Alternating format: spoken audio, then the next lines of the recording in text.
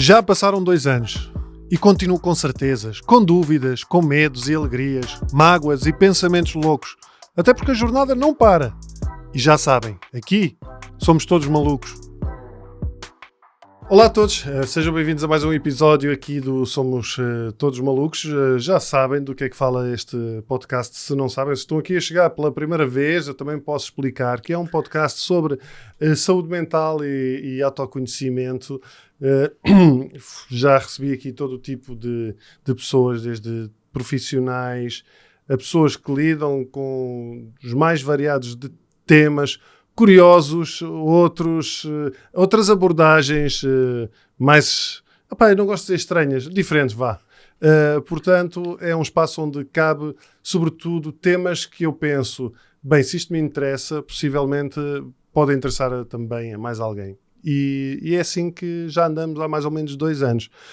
Já sabem, agora existe um canal Patreon, também vos permite juntarem-se e fazerem parte de forma mais consistente deste projeto, onde podem receber livros dos autores que passam por aqui, bilhetes para espetáculos, outras ofertas. Há malta que já recebeu colunas de som, que eu já sorteei colunas de som. É 2€ e pouco por mês. A coluna que eu sorteei dá para ir para 3 anos. Portanto, vejam o que podem ganhar se juntarem aqui a nós. E para além disso, há o canal Telegram, não é? Que também permite que a malta fique lá à conversa, às vezes a falar de temas mais sérios, outras vezes só para isso. Normal. Ativem também as notificações e o sininho, o costume aqui no YouTube, e venham aos comentários, porque eu venho aqui aos comentários também falar convosco. Ora bem, a minha convidada de hoje é psicóloga, formou-se na Universidade de Coimbra e já viajou por várias partes desse mundo espetacular. Esteve ligada a hospitais psiquiátricos, trabalhou no seio das comunidades, faz parte de um projeto novo editorial, Made in Portugal.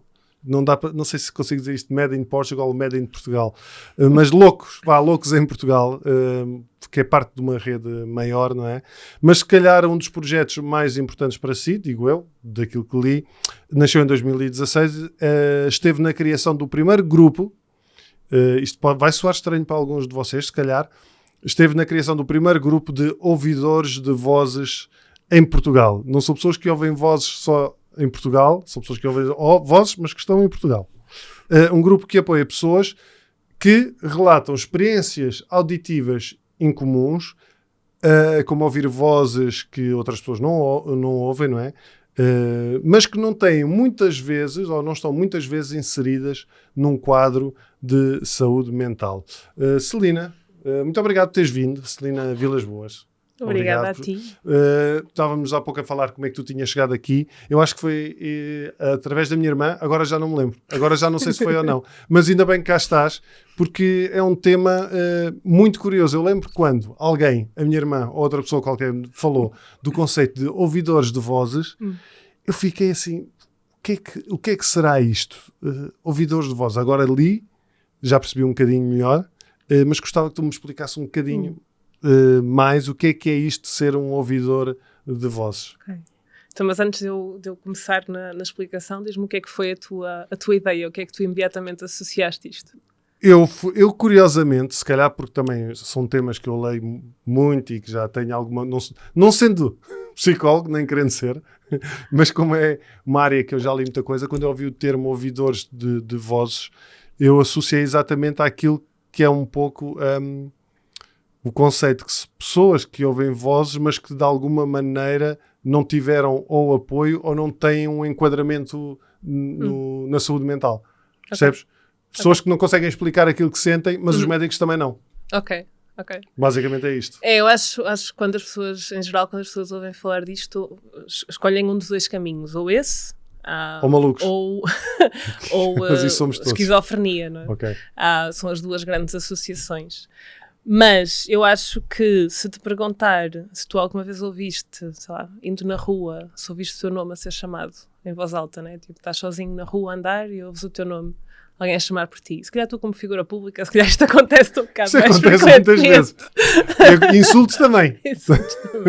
Mas, e não consigo perceber quem são, mas é alguém físico. Mas já me aconteceu uma coisa estranha. Uma vez no aeroporto, de Lisboa, foi talvez a cena, não foi assim há muito tempo. Eu estava na FNAC do aeroporto e ouvi uma pessoa a chorar. Ok. A chorar desesperadamente. E eu olhei para todo lado e a pessoa estava a chorar ao meu lado e eu não vi ninguém a chorar. Olha, pá, chorar, Ok. mas tipo de desespero, estás a perceber? Aham. E eu olhei e foi isso que eu achei estranho, que eu olhei assim, fogo, mas quem é que está assim tão desesperado? E via grupos de pessoas, tentava perceber se era alguém que estava ali a chorar, se era do outro lado que alguém estava a chorar, se era ao pé de mim, pá, e não. Ok. Também não me preocupei. Não me preocupei no sentido, ok, integrei a cena, sim senhor, e segui a minha vida. Não sei o que é que foi. Acho que às vezes essa Tenho capacidade... que ir ao teu grupo? Podes vir. Posso? Podes Não. vir. Se começasse a ter mais experiências, Pois. possivelmente sim. Eu acho que a diferença realmente, quando nós falamos destas experiências e começamos a associar no âmbito da saúde mental, as pessoas muitas vezes acham que isto são, lá está, coisas de malucos, não é? Que estão do outro lado do fosso, que longínquos da nossa experiência comum. Sim.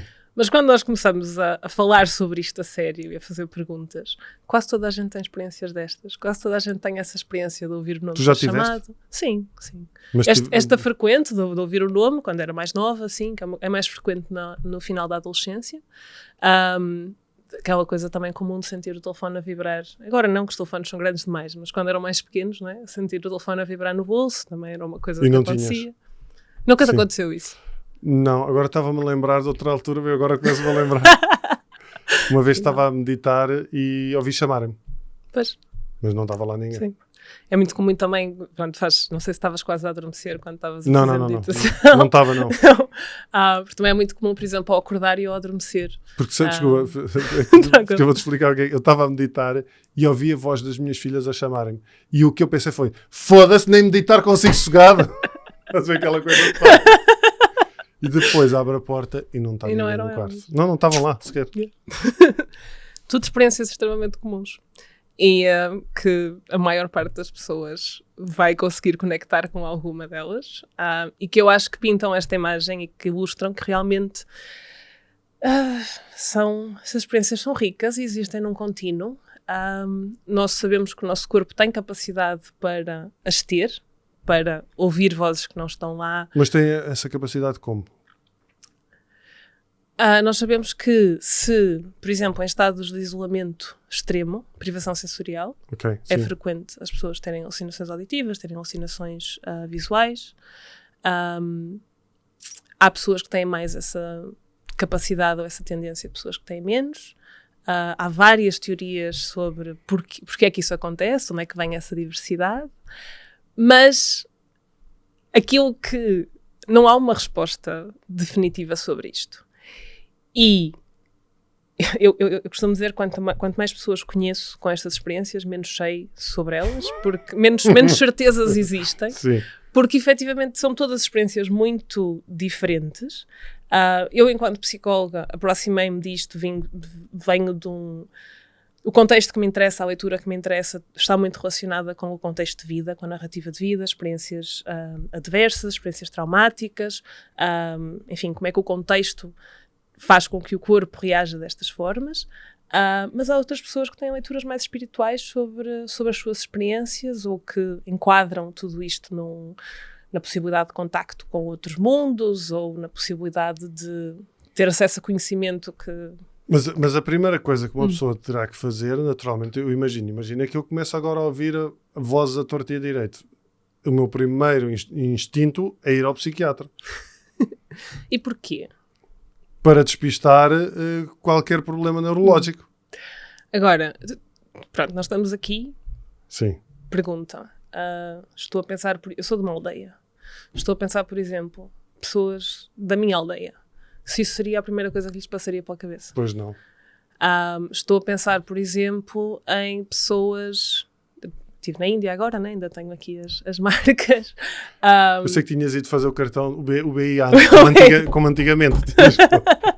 tive que testar todos os dedos.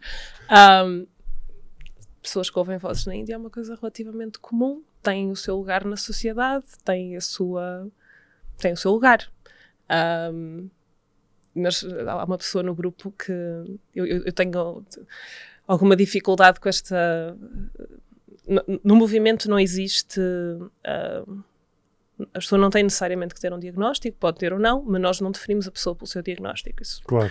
Até porque, apesar de ele estar muitas vezes conectado com o diagnóstico de esquizofrenia, há pessoas com todo tipo de diagnósticos que têm experiências de ouvir vozes, porque há pessoas de todos os tipos que têm experiências de ouvir vozes. Nós tínhamos esta pessoa no grupo que uma vez me disse: a mim o nome de esquizofrenia não me faz diferença nenhuma, porque aqui chamam-me esquizofrénico, na Índia chamavam baba, e se eu for ao Brasil vão-me chamar xamã. Estas experiências, há outros lugares do mundo onde estas experiências têm outros enquadramentos e têm outras formas de ser entendidas. E existe, inclusive, a investigação da OMS que demonstrou que o prognóstico de pessoas que têm estas experiências nos países chamados terceiro mundo, nos países chamados em desenvolvimento, são melhores do que os prognósticos das pessoas que têm estas experiências no mundo ocidental. Como assim? Prognósticos em que sentido? Prognóstico no sentido da relação que as pessoas têm com a sua experiência? Sim, da integração na sociedade, Okay. de tudo isso. Não é? Enquanto que aqui há um... Estigma. Sim, há um estigma, há um contexto onde estas pessoas são atendidas, há um contexto... Há sempre esta ideia de há algo de errado contigo, há algo de errado, estás doente. Mas não achas que não é o mais correto eu tentar perceber se há alguma coisa que está errada ou não? Por ser uma experiência que não estou habituado? Mas é só que não tem que ser errado. Pois, mas é isso, mas eu preciso se calhar de descortinar se é ou se não é. Certo, mas a questão é, quando vais tentar escrutinar, Sim. o problema para mim é que a resposta é sim, está errado. Mas não, tu estavas a referir, e eu tinha isso aqui que até te mandei, do Código Internacional de Doenças, Sim. que o próprio Código Internacional de Doenças não fala especificamente dos ouvidores de vozes, mas faz a distinção, que muito pouca gente sabe, a distinção do que é que são experiências do ponto de vista neurológico e que estão enquadradas em doenças, ou experiências que são, basicamente, que não se sabe de onde é que vêm. E esse Código Internacional de Doenças diz algo do género, que os estados, o tema de ouvir as vozes e os estados alterados de consciências é abordado como um estado de transe e possessão, como a perda transitória da identidade, com manutenção da consciência do meio ambiente, e fazendo a distinção entre os normais, ou seja, os que acontecem por incorporação ou atuação dos espíritos, dos que são patológicos. Ou seja, há distinção, ou seja, no próprio código há uma distinção entre coisas que vêm de outro sítio qualquer ou que não têm explicação e que são de doença. Mas o que me estás a dizer é que essas pessoas, quando procuram ajuda, remete-se logo para a parte da doença. Eu achei interessante que me mandaste-me o CID, que eu achei interessante, porque... Mas desconhecido. Sim, mas é que o CID, por exemplo, eu acho que quando na faculdade o CID foi uma referência assim por cima, não é? Aquilo que mais frequentemente se trabalha é com o DSM, que é de um contexto muito diferente, não é? O CID vem da Organização Mundial de Saúde, mais uma vez, é mundial, tem que ter um foco, pelo menos tem que ter uma preocupação em abranger experiências todas as culturas. De várias culturas. Exato. O DSM vem da Organização American Association of Psychiatry Association, que não tem essa preocupação, enfim, e que vem de uma visão particular, que é a visão da psiquiatria, que também não tem que ser a toda a gente, isto é, não tem que ser a todas as disciplinas. E depois tem um modelo particular, que é o modelo da categorização, enfim, tudo isso. Mas achei curioso que me trouxesse o CID, porque realmente não é uma coisa que eu veja aplicada em lado nenhum, ou que veja em uso em lado nenhum. Por exemplo, no Brasil sei que usam muito mais o CID. Mas se pensares, no Brasil é uma cultura amplamente aberta à espiritualidade. Sim, exato. Enquanto que aqui não. Agora, a questão é, a experiência da pessoa que vive em Portugal, qual é que é a diferença entre a experiência da pessoa que vive em Portugal e da experiência da pessoa que vive no Brasil? E se o contexto importa, como é que isso é uma doença? Ok, mas há aqui a questão que é o tipo de vozes que a pessoa ouve ou não. Sim. Porque as pessoas que fazem parte do grupo ou que vocês procuram de alguma forma apoiar são pessoas para quem essas vozes de alguma maneira não incomodam ou incomodam? Nós temos todo tipo de pessoas, todo tipo de relações com as vozes, todo Sim. tipo de vozes também. Essa divisão não é tão clara, não é tão estrita, não é? Sim. Às vezes tens pessoas que ouvem vozes positivas e vozes negativas, e vozes neutras também, vozes que estão lá só a dizer coisas, não é? Ela está a falar, ela está a fazer isto ou aquilo. Mas também temos pessoas que têm relações muito difíceis com as vozes. E efetivamente havia a teoria de que aquilo que fazia a diferença entre Era quem as vozes, tem... sim. Sim. Se fosse algo mais agressivo, Sim. seria um quadro mais Sim. de No doença, entanto, doença mental. sim. Sim. No entanto, quando o movimento surgiu, e o movimento surge nos anos 80 na Holanda, essa foi uma das coisas que esteve em foco, não é? Porque, e afinal, inclusive dentro do grupo das pessoas que lidam bem com as vozes, que muitas vezes têm leituras espirituais sobre elas, também há vozes muito difíceis, e vozes muito críticas, e vozes muito negativas. Simplesmente essas pessoas encontraram outras formas de enquadrar a experiência ou outras formas de lidar com a experiência. Enquanto que as pessoas que ouvem essas vozes negativas, críticas, ou que seja, de comando, e que têm efetivamente dificuldade em lidar com elas e que acabam por enverdar pelo caminho dos sistemas de saúde mental, têm dificuldade em colocar esses limites, têm dificuldade em entender o que é que são aquelas vozes, têm dificuldade em separar aquilo que é o seu poder e aquilo que é o poder das vozes. Sim. E então aquilo que o movimento diz é que efetivamente a questão não é as vozes são patológicas ou as vozes não são patológicas. É a tua relação com a voz. Sim. E qual é que é o vosso trabalho? Então, enquanto movimento, não é fazer terapia, é dar suporte. Não. Eu, apesar de ser psicóloga, efetivamente, no movimento faz parte do meu ativismo em saúde mental. Não é uma coisa muito comum aqui, nós não somos um país de grandes ativismos, mas é uma coisa bastante comum em muitos outros sítios. Isto faz parte do meu ativismo em saúde mental. Isto é aquilo que eu faço em termos de compromisso social. Mas eu não estou no movimento como psicóloga. Obviamente que o meu conhecimento vem daí, mas eu não tenho uma relação terapêutica com as pessoas do grupo. Eu estou no grupo a ter conversas, como estou a ter conversas agora contigo, também não estou a ser tua terapeuta, não é? Sim. Também é possível, né? Também nós bem conseguimos. Sim, os convidados não sabem, mas quando eu trago psicólogos e psiquiatras, eu estou a receber consultas porque vão metendo perguntas minhas pelo meio. Claro. Na realidade, nós temos mais vozes do que tu pensas. Não, mas, por exemplo, mas eu acho...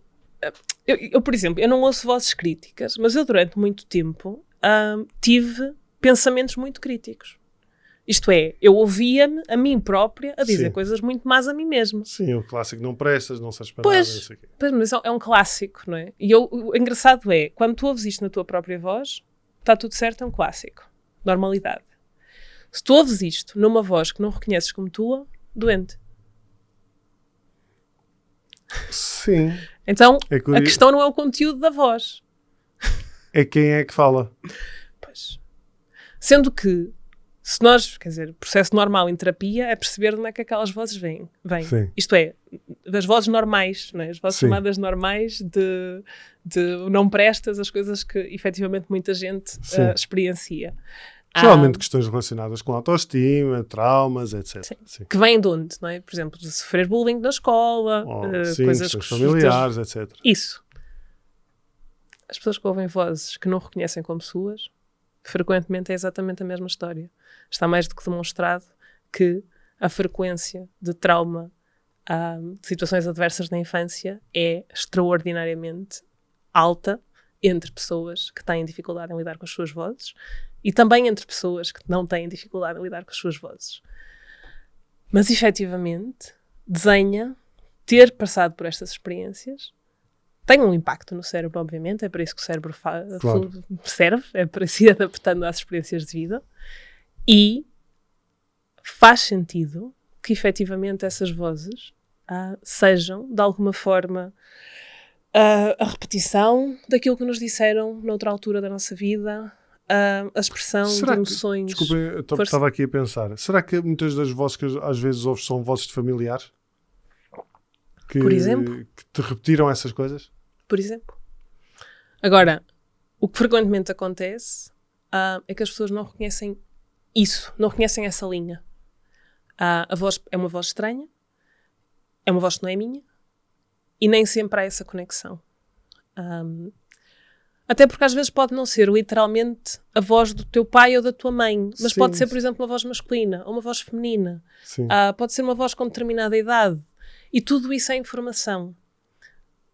Agora já estou a ir aqui para o processo terapêutico outra vez e não para aquilo que fazemos no grupo. Mas o processo no grupo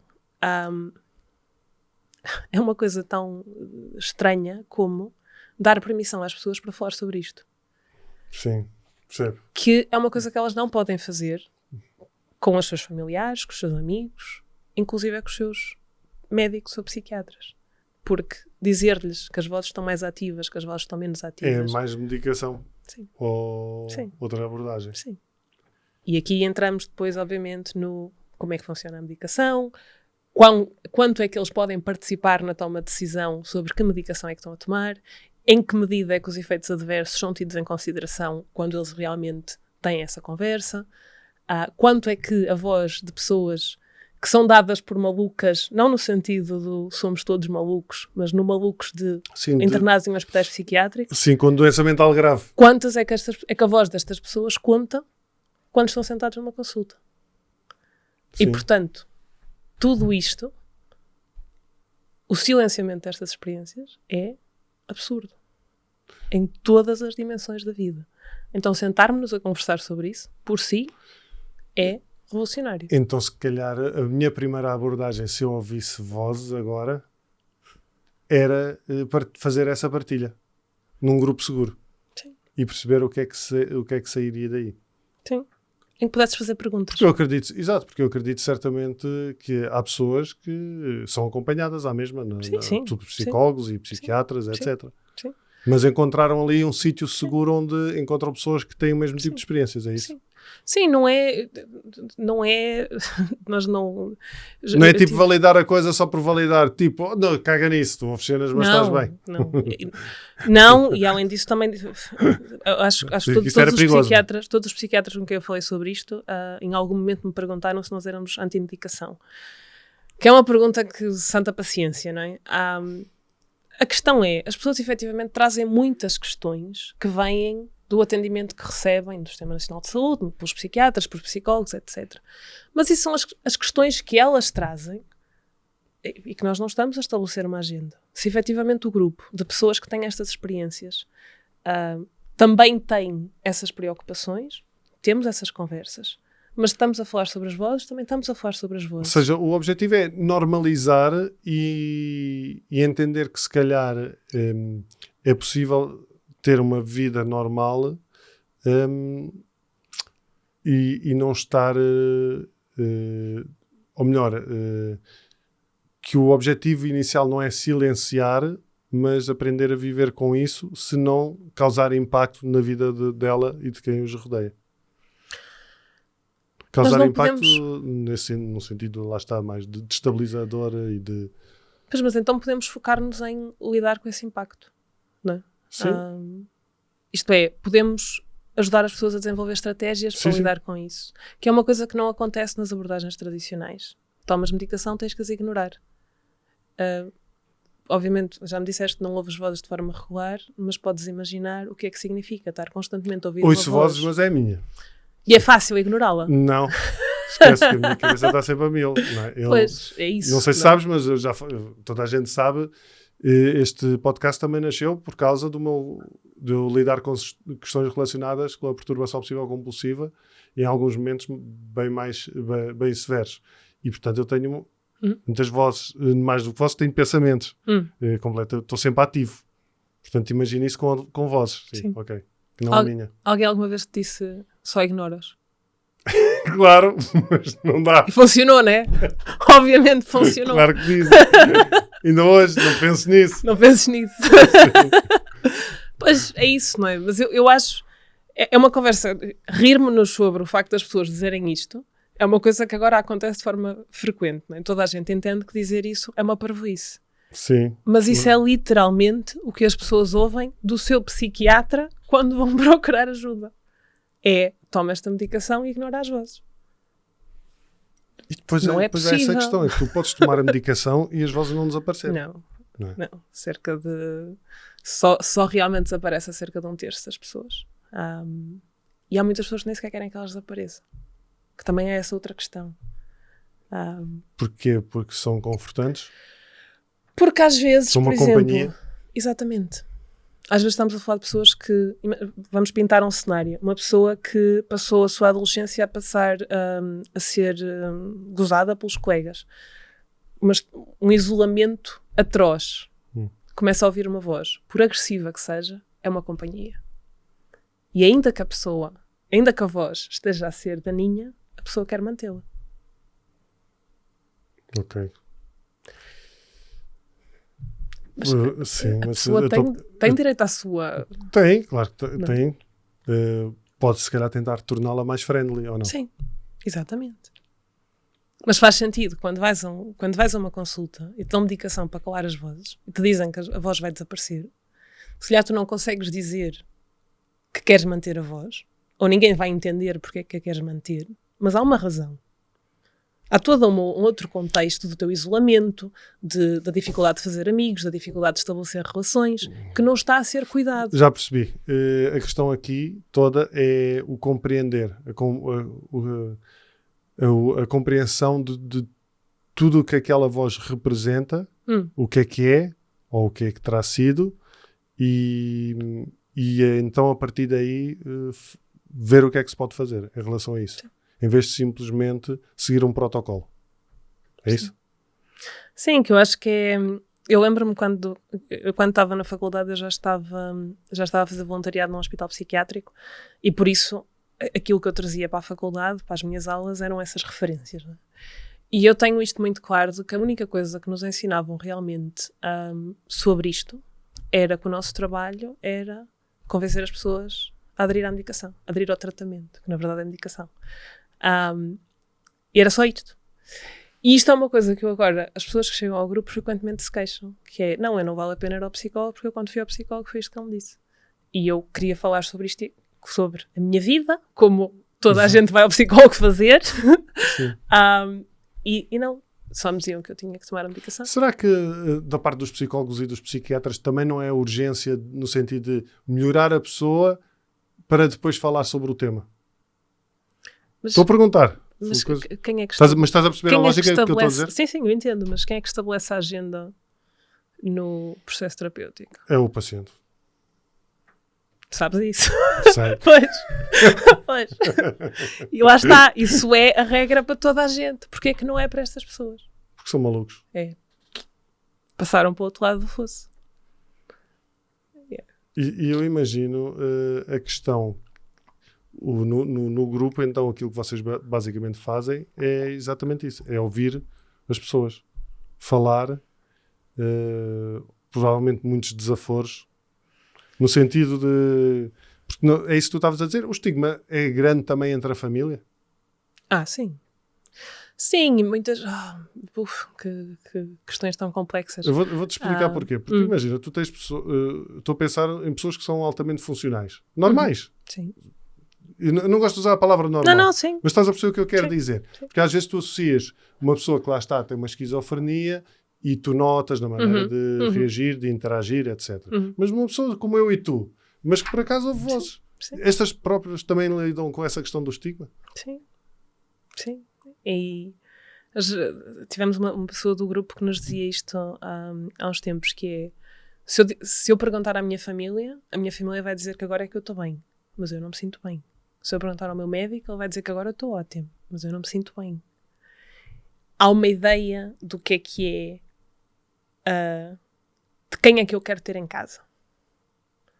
Que depois isto é atravessado por muita coisa, não é? Atravessado pelo facto de termos uma crise habitacional, uma inflação imobiliária a um ponto que faz com que os jovens não possam deixar a casa dos pais, que faz com que jovens nos seus 20 anos, que obviamente querem independência, querem outras vidas, estejam a viver com os pais que às vezes têm outros planos para os filhos, ou tinham, sei lá, é uma coisa super comum dos pais projetarem nos seus filhos as suas ideias, não é? Quando os filhos na verdade querem fazer a sua vida.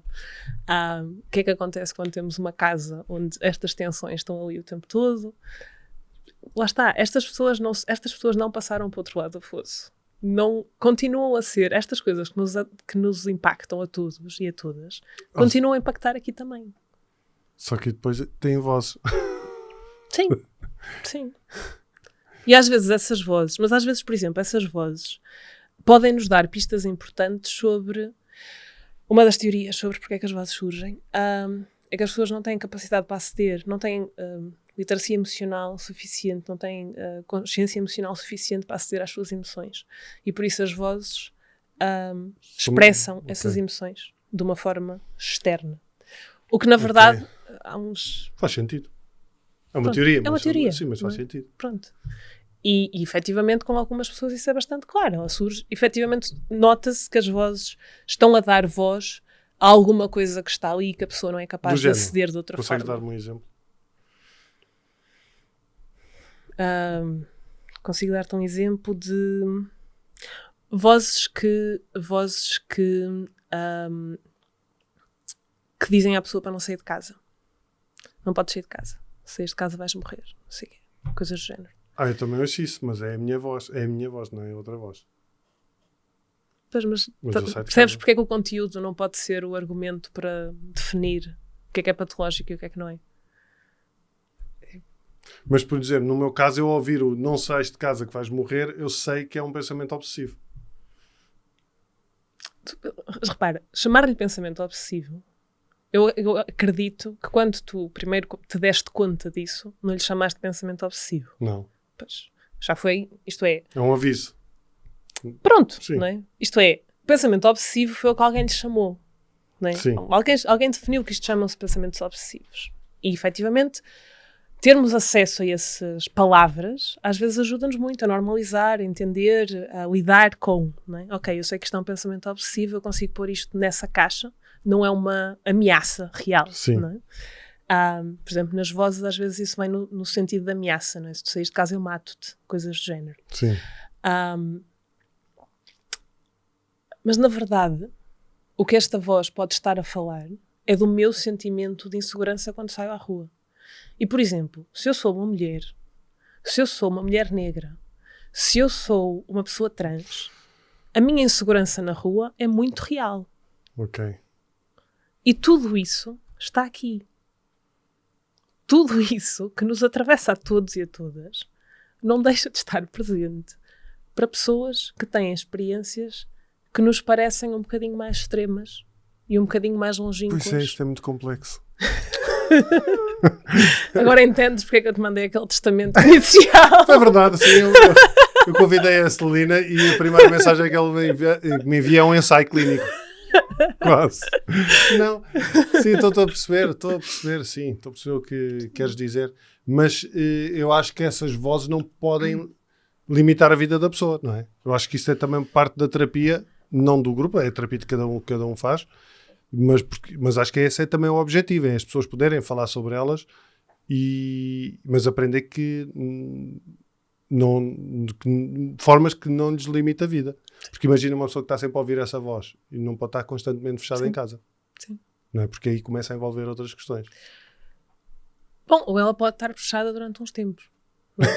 Não, mas é de género. Também há aqui uma questão que é os tempos, não é? Os tempos que as pessoas têm e precisam. E nós vivemos numa sociedade que funciona de forma X. O nosso corpo não funciona de forma X. E se a pessoa efetivamente precisa de estar para se sentir segura em casa durante uns tempos, porque é que isso é tão problemático? Porque nós temos... Não, eu acho que só tem que ser problemático não para a sociedade, mas para ela. Ok.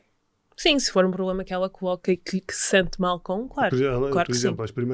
a primeira vez que eu fui ao psicólogo, tinha para aí 18 anos e foi exatamente porque eu já não estava a sair de casa. E senti que isso não era para mim. Percebes? Sim. E aí acho que fez sentido, obviamente. Sim. Eu tenho que procurar ajuda porque isto não é vida. Sim. Mas é isso. O meu ponto, e o ponto do movimento também, não é o de substituir a coisa nenhuma. É só que nós temos um modelo de resposta. E um modelo de resposta não pode servir a toda a gente. Não pode. Quando nós falamos de pessoas que são resistentes ao tratamento, podemos tentar outras coisas. Podemos ir buscar outras ideias e pensar coisas que são mais adaptadas à história da pessoa. Porque tens lá, se calhar, pessoas que exatamente isso, que são resistentes, já experimentaram tudo e não funcionou. Pois. E o que é que elas encontraram lá no grupo? Aceitação. Eu acho isso para mim nunca vai parar de me chocar e claramente mais uma vez chocar-me ao ponto de me emocionar com isto. O quão radical é a pessoa chegar ao grupo e eu ou outra pessoa, porque pronto, a pessoa está no grupo de Facebook, não é? A pessoa adere ao grupo de Facebook, é lá que nós partilhamos o link. E às vezes já é uma pessoa que está ativa no grupo há algum tempo e nunca se juntou aos encontros, não é? Uma coisa tão simples como dizer-lhe fico contente que tenha juntado, nunca vai parar de me chocar o quão esta coisa tão simples é chocante para a pessoa, que muitas vezes tem sentido durante toda a vida, e estamos a falar de pessoas já com 50, 60 anos, não estamos a falar de pessoas que acabaram de chegar ao mundo. Já experimentaram muita coisa e que já correram médicos e... Sim. E com uma coisa tão simples como dizer, ei, estou contente por teres vindo, é mind-blowing. É uma novidade. Como? O que é que, género, quando nós, é isso, não falar de resistência ao tratamento é estar a apontar o dedo a alguém que está numa posição de muita fragilidade. E é estar-lhe a dizer, não há solução para ti. Não é? You're broken. Estás partido. Não há, é isso. Não há caminho. Sim. E eu acho, nós temos também, além do grupo para pessoas com experiência de ouvir voz e outras experiências sensoriais, porque depois há todas as outras coisas, não é? Os pensamentos persecutórios, há outras coisas, não é?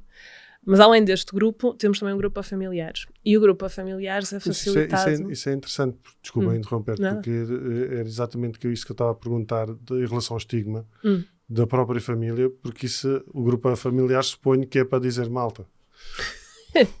Está tudo bem. Eu acho que o grupo para familiares tem um impacto enorme no primeiro encontro a que a pessoa vem, porque as duas pessoas que o facilitam são pessoas com experiências. E é uma pessoa... Ambas, por acaso, são profissionais de saúde também. Que ouvem vozes. Sim. Ouvem ou ouviram em algum momento. Sim. Pronto. É isso. As experiências são todas muito diferentes, mas sim. E é radicalmente diferente a experiência que os ouvidores nos contam da primeira vez que tiveram um surto, da primeira vez que foram ao hospital, etc. Em que frequentemente lhes disseram, muito frequentemente há histórias de lhes terem dito, olha, tua vida agora, finito, né? Olha, agora dedicação para o resto da tua vida. Olha, universidade, se calhar mais vale pensar em fazer um curso profissional. Olha, sim. A diferença disso é de chegar ao grupo em que tens duas profissionais, duas pessoas que têm a sua vida, que têm as suas famílias, que viajam. Isto por si está feito, sabes? O grupo podia não fazer mais nada, podia não ser um espaço de apoio mútuo e de troca de ideias e de troca de possibilidades. Isto por si já é revolucionário, efetivamente. Mas não devia ser. Não devia ser preciso. Pois, mas sabes, a gente vive numa... é isso, a gente vive nesse registro e na sociedade do fazer, do despachar, do agora, não é? Sim. Não é e não há aquilo que eu estou a ler na tua t-shirt, que é liberdade e acolhimento. Não é? Sim.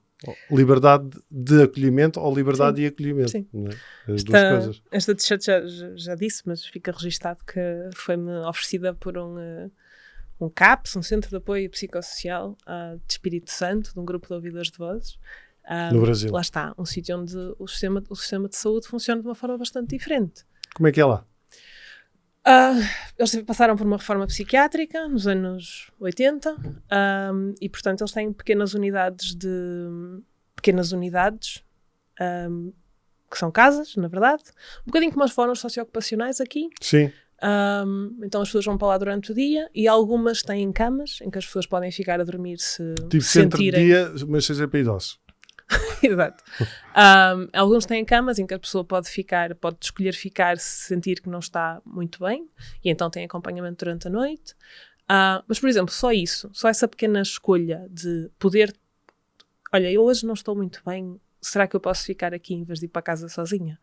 Eu hoje não estou muito bem, já tenho com a minha mãe, será que em vez de ir outra vez ter com ela, posso ficar aqui e descanso hoje aqui e pronto?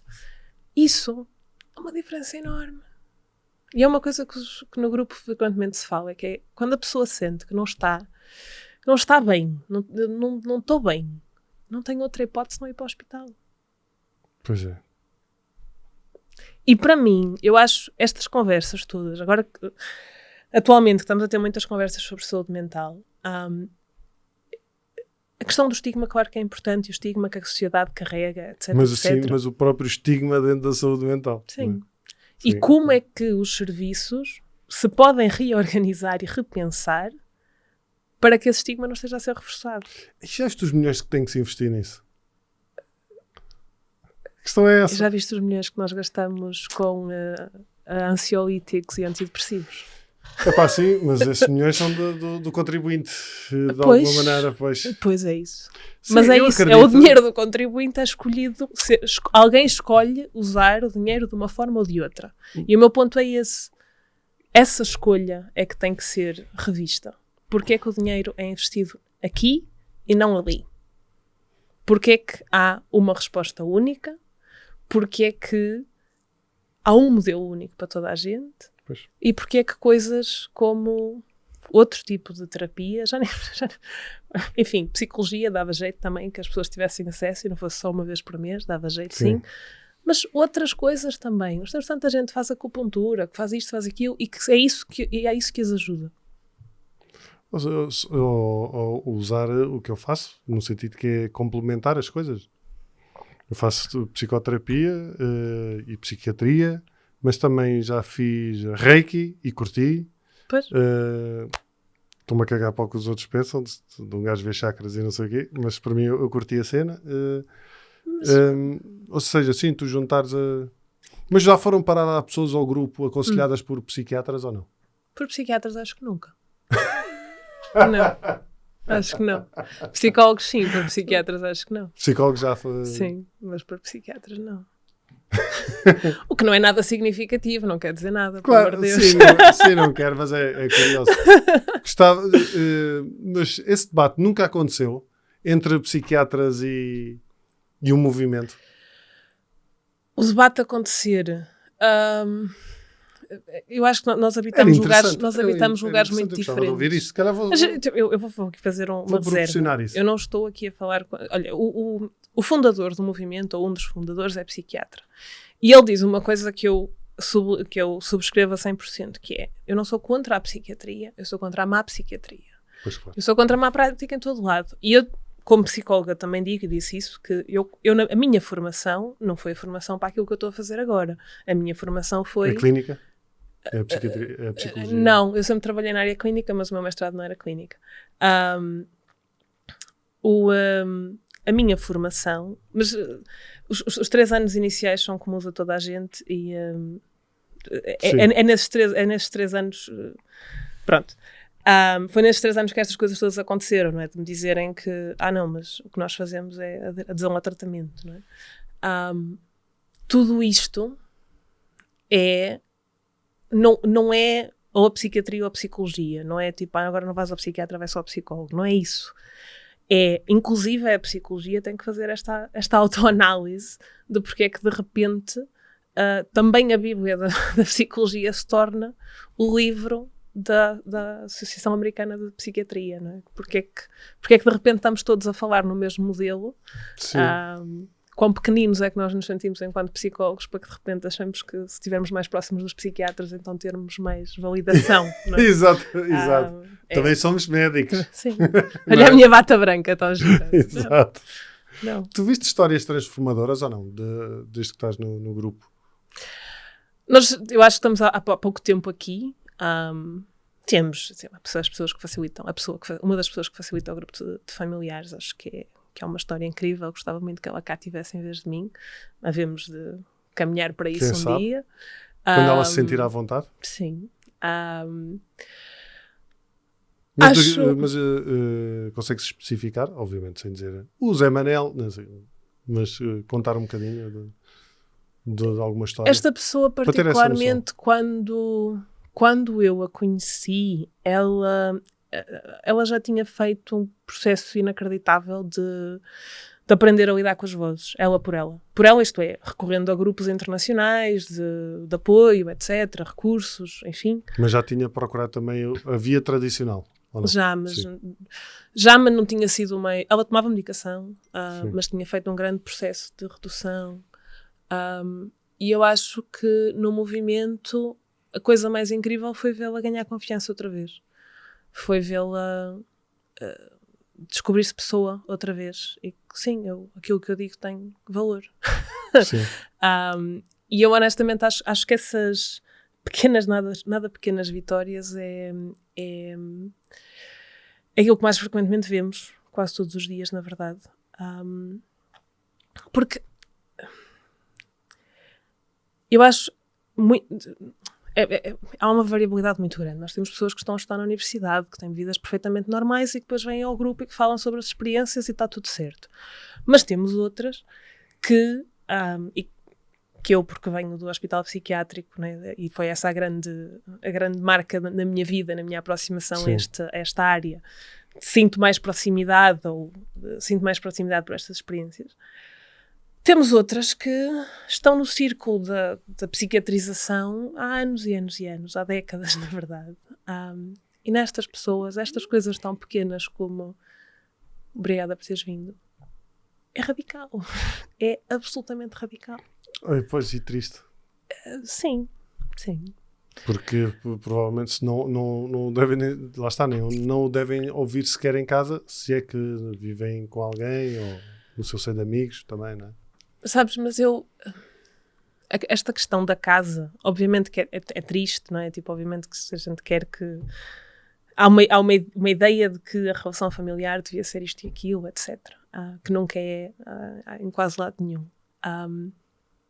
Mas a mim, as famílias são um produto de muita coisa. São um produto... Nós estamos num país que, sei lá eu que percentagem da população esteve na guerra colonial. Sim. As marcas dessa guerra ainda atravessam gerações. Demoram várias gerações, sim. Não sei quantas. Estão lá e não estão cuidadas. Eu lembro-me durante a pandemia nós começamos a fazer atividades com o hospital psiquiátrico online e havia uma das vezes juntou-se um utente que eu conhecia, um residente que eu conhecia já há muito tempo e era muito calado. Ele lembrava sempre de mim, lembrava sempre do meu nome, do que é que eu fazia, onde é que eu estava, não é? Porque eu, depois estava a viajar, mas ele lembrava-se de onde é que eu estava, mas eu não sabia quase nada dele porque ele não falava. E nesse dia ele veio e falou, e contou-nos precisamente isso, que ele teve na guerra do ultramar, tentou fugir, não conseguiu fugir, como é que ele foi levado para lá, o que é que ele passou por lá, o que é que ele teve que fazer ele próprio para voltar, e contou-nos ter voltado à aldeia e de pouco depois ter sido internado. E foi isso. E daí ficou. E essa é a história dele. De como ele ficou hospitalizado pouco depois de ter vindo do ultramar. E ele estava a falar e depois vira-se para os outros que estavam lá e diz: olha, seguinte, tu também tiveste, não tiveste? Os quatro tinham estado. Na guerra colonial. E eu lembro-me, nós no fim da conversa dissemos-lhe, eu estava-lhe a dizer, tipo, não sei o quê, nós nunca falas nada sobre ti, estou tão contente de teres falado hoje e por teres contado estas coisas. Estava a dizer isto e ele vira assim, baixaram uma medicação. E eu, tu há bocado estavas a dizer que estas histórias estão tristes, e eu, tristes e trazem muita raiva e revolta, mas muita revolta que vai canalizada para energia para fazer coisas. Porque é isso, está tudo por fazer, está muito por fazer. Há muitos projetos pequeninos espalhados que têm muito potencial e que são realmente incríveis. Mas ligados ao movimento? Ou... Não, em geral, que existem no país. Não é? Mas está muito por fazer e, efetivamente, estas coisas eu não acho que possa ser posta simplesmente nas costas das famílias.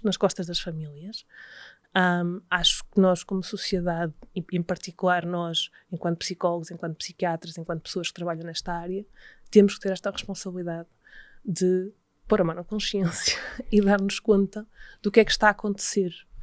Empatia. Sim. E compaixão. Sim.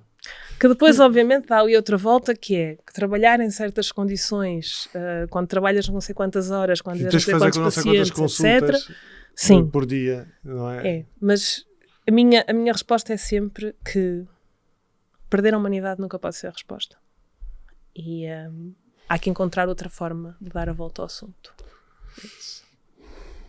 Sim, mas porque é a profissão, não é? E quem trabalha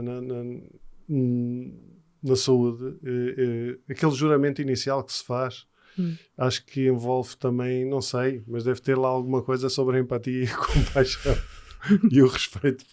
Não sei, digo eu, imagino. E acho que se há médicos que o praticam, por isso é que eu tinha perguntado se havia algum psiquiatra, porque, por exemplo, o meu psiquiatra, em situações, eu também lido com questões relacionadas com déficit de atenção e ele sugeriu a tomar medicação, mas a liberdade, mas conversámos muito sobre isso, estás a perceber? E eu depois decidi, se calhar neste momento acho que não faz sentido, mas tenho consciência disso e vamos ver como é que a coisa se desenrola. Fixe. Foi uma coisa super tranquila, estás a ver? Tu és um maluco normalizado. Sim, se calhar se eu fosse lá a dizer que ouvia vozes, se calhar já seria um bocadinho. Mas e se eu dissesse, se eu fosse ao meu psiquiatra e dissesse, eu ouço-te vozes, mas as vozes são fixe? Será que ele me ia... A gente tem esta ilusão de que a psiquiatria também é uma ciência que vai lá e é tudo... Toda a gente vai receber o mesmo... Né? Tipo, toda a gente vai... Mas depende da pessoa. Pois há pessoas boas e há pessoas boas em todo o lado, em qualquer profissão, não é? Sim. Mais profissionais e menos profissionais. Sim. Há boa psiquiatria e má psiquiatria, certo. Como tu estavas a dizer. Pronto, mas ao mesmo tempo não podemos reduzir isto à ideia de que há uma meia dúzia de pessoas que fazem isto de forma errada, não? Porque há uma questão sistémica, efetivamente. Sim. Então, pronto, tem que haver aí esse jogo de cintura entre uma coisa e outra, não é? De que não aponte de género... Entender que, efetivamente, os médicos, os psiquiatras, etc., também têm o seu contexto, mas, ao mesmo tempo, que temos uma responsabilidade e que, no fim da linha, quem está a pagar as favas de forma mais extrema é a pessoa. Uma pessoa que já está em situações muito frágeis, muitas vezes. Portanto, o objetivo do teu trabalho é aceitação. Que na verdade é o que fazemos com toda a gente, né? Que é género. Como terapeuta, acho que é um bocado o que se faz com toda a gente. Isto é, não é diferente aquilo que fazemos com pessoas que ouvem vozes daquilo que fazemos com pessoas que têm outras questões. Sim, aceitação, mas na lógica, e sempre com o pensamento de o que é de vê-la bem, de que a pessoa esteja bem, como é óbvio, né? Sim, mas também deixar que a pessoa defina o que é bem para ela. Sim. Eu estou-te a perceber, por isso é que tu estavas a dizer aquela história de às vezes as vozes são más, mas a pessoa preferia ter a voz. Sim. Porque de alguma maneira, eu estar a dizer sim, mas se ela é má não devia ouvir, de alguma maneira, isto é quase filosofia já, porque de alguma maneira tu estás a impor o teu próprio conceito de bem-estar perante a pessoa. Sim. Pois. Mas essas isto perguntas... foi alguém que me disse agora. Mas essas perguntas iam estar presentes aqui o tempo todo. Sim. Porque pronto, não é aquela coisa já velha e sabida de que a psiquiatria é a única especialidade médica em que a pessoa não tem escolha se pode ou não ser, se quer ou não o tratamento, não é? De género. Se não aceitas, compulsivo. E em cima disso há esta coisa de com quem é, se eu converso contigo, se eu encontro formas de conversar contigo, ou se não encontro formas de conversar contigo, e então assumo que posso tomar decisões por ti e acabou-se, não? Sim. Porque é isso, as pessoas efetivamente podem estar em momentos, obviamente que de um surto, etc. Claro que é difícil ter conversas com as pessoas nesse momento, mas há 1000 outras estratégias. Há documentos de vontades, de declaração de vontades, há, no fim da pessoa estar mais calma, explicar-lhe o que é que são os efeitos secundários da medicação, que é uma coisa que raramente acontece. Tudo isso. Há 1000 coisas que se podem fazer. E se essas pessoas que ouvem vozes forem violentas para as outras? Isso é outra coisa, é isso? Você lembra-me agora? Certo. Que é uma questão frequente quando se fala disto. Acontece que, estatisticamente, pessoas com diagnósticos têm maior probabilidade de receber violência do que de perpetrar violência. E, como grupo, não são mais violentos do que o resto da sociedade. Do que os gajos no trânsito. Os gajos no trânsito, exato. Ou depois de um jogo do Benfica, uma coisa assim. Sim. Aí eu ouço muitas vozes. Pois, quer dizer, eu acho que nós estarmos a basear o todo, a julgar o todo, por uma parte muito específica. Sim. Que é também perpetuada pelos meios de comunicação social e por tudo o resto, não é? Claro. E não é a realidade que tu encontras no grupo e que se calhar, não sei quantos grupos destes é que existem no mundo, tens ideia? No mundo não faço ideia, existem. Mas a base é Estados 30 Unidos, e tal. Não, foi inventado Não. o conceito? Não, na Holanda, e o sítio onde está mais implementado é a Inglaterra. Em Inglaterra há grupos nas prisões, há grupos nos centros infantis, há grupos em todo lado. Mas está um bocado em todo lado. Obviamente mais no mundo ocidental, porque no mundo, não, no resto, no sul global, há outras formas de entender a experiência. Um amigo do Brasil que trabalha também com isto, ele contava-me ter ido a uma conferência e de estar a falar sobre um movimento e que no fim houve um psiquiatra não sei de onde, de um país africano, que veio ter com ele, tipo, porquê é que estavas a falar sobre isto, ouvir vozes e tal, o que é que isso tem a ver com o que estamos aqui a falar, não é? Porque é isso, naquele contexto, ouvir vozes não era visto dentro da tipo psiquiatria, não é? Tem outro lugar de entendimento. Que é isso? Engraçado. Um bocado quando estavas a falar isto já é mais filosófico, não é? Dizer, porque é que a filosofia não é também a ciência, ou não a ciência, mas a disciplina que pode falar sobre estas experiências, não é? Sim. Porque é que é só a medicina que pode falar sobre estas experiências. E há pessoas que nesse registro entram em visões mais espirituais das vozes. Sim. Ou que essas vozes confirmam coisas. Vou direto ao tema, que possa ser enquadrado num conceito de mediunidade. Muita coisa que não há maneira de explicar. Muita coisa. Então, mas eu acho que nunca tive assim uma experiência pessoal com isto, mas eu lembro-me sempre do Dirk Korstens, que é outro psiquiatra também holandês que já trabalha com isto há muito tempo, que ele conta uma história que eu acho que é realmente, pronto, que é impressionante, que é, ele tinha um paciente que via já há muito tempo e a certa altura o paciente veio, teve a consulta e quando ia a sair disse, olha, e parabéns. E o Dirk, porquê? Pelo bebê. Tipo, não, minha mulher não está grávida, não há bebê nenhum. Então, tipo, ok, foi-se embora. E 3 semanas depois a mulher descobriu que estava grávida. E é tipo, agora explica. Né? Foi aleatório. Pois está bem, foi aleatório, ok. Mas tu, por exemplo, pessoas que têm esse enquadramento, que tu de alguma maneira percebes que são mais mediúnicas, tipo esse tipo de experiências, não podem ser direcionadas para outras pessoas que lidam mais com isso? Sim. Para centros espíritas ou whatever, ou outras pessoas que já tenham isso incorporado e que saibam, olha, eu já passei por outras isso. Formas de entendimento. É isso. Nem todos os entendimentos, tipo, não é a minha forma de entender as experiências que tem que fazer sentido para a pessoa. Eu até posso ver, há os fundadores do movimento na altura, os números, deixa-me ver, das pessoas que têm dificuldade em lidar com a experiência, 70% tinha tido experiências traumáticas E das pessoas que não têm dificuldades, 50% tinha tido experiências traumáticas. Sendo que é muito difícil definir o que é uma experiência traumática. Sim. Portanto, enfim, né? Portanto, quando a pessoa vem ter comigo, eu até posso ver o trauma. Eu até posso ver o que é que, né? Tipo, as experiências adversas de infância, o que é que aconteceu naquela família. Eu até posso ver isso tudo. Mas isso não tem que fazer sentido para a pessoa. E se a pessoa entende aquela experiência de uma forma religiosa, quem sou eu para dizer que não, que essa forma de entendimento não é válida? Quando, foi válida durante centenas de anos aqui e ainda é válida em montes de outros sítios em que efetivamente a pessoa tem um lugar dentro da sua comunidade precisamente porque tem aquelas capacidades. Sim. Porque é que eu hei de estar a obrigar a pessoa a fazer o meu tratamento, a minha forma de entender a coisa, porque ela nasceu em Portugal, mas se tivesse nascido no Brasil, se tivesse nascido num outro sítio qualquer, isso. Pronto. Pois é. E tinha um lugar na sua comunidade. Um lugar de valor na sua comunidade. Que, na verdade, no fundo, é o que estamos todos à procura. É ter um lugar em que somos reconhecidos, em que fazemos parte. É isso.